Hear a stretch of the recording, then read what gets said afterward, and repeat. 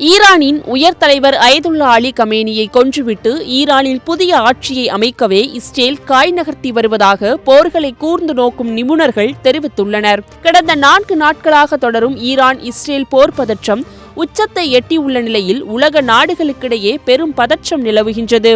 Iran அணு ஆயுதங்களை தயாரித்தே தீருவோம் என்று ஒற்றை காலில் நிற்கும் நிலையில் கடந்த ஜூன் 13 அன்று ஈரானின் அணுசக்தி தளங்கள் மற்றும் ராணுவ இலக்குகளை குறிவைத்து இஸ்ரேல் தாக்குதல் நடத்தியது. இந்நிலையில் ஈரானின் உச்ச தலைவர் அயதுல்லா அலி கமேனி பாதாள அறையில் குடும்பத்துடன் தஞ்சமடைந்துள்ளதாக தகவல் வெளியாகியிருக்கின்றது. ஆனாலும் அவரை கொல்ல எங்களால் முடியும் என்று இஸ்ரேல் சூளுரைத்துள்ளது. ஈரானை பொறுத்த அளவில் பிரதமர் இருந்தாலும் திரைமறைவில் ஷியா மத தலைவரான அயதுல்லா அலி கமேனிதான் சர்வ அதிகாரமும் பெற்றவர். அவர்தான் ஆட்சி செய்கிறார் என்று கூட சொல்லலாம்.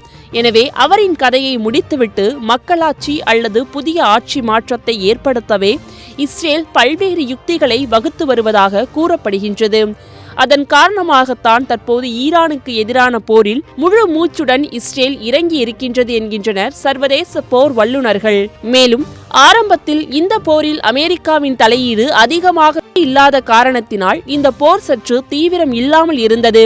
ஆனால் தற்போது டெஹரானில் வசிப்பவர்களை வெளியேறுமாறு ட்ரம்ப் எச்சரித்திருப்பதால் இந்த போர் மேலும் வலுக்கும் எனவும் போரியல் நிபுணர்கள் கருத்து தெரிவிக்கின்றனர். மேலும் அண்மை தகவலான டெஹரானில் நடத்தப்பட்ட தாக்குதலில் ஈரானின் போர்க்கால தலைமை தளபதியும் ஈரானிய உச்ச தலைவர் அலி கமேனிக்கு மிகவும் நெருக்கமானவருமான அலி ஷத்மானி கொல்லப்பட்டதாக இஸ்ரேல் அறிவித்துள்ளது.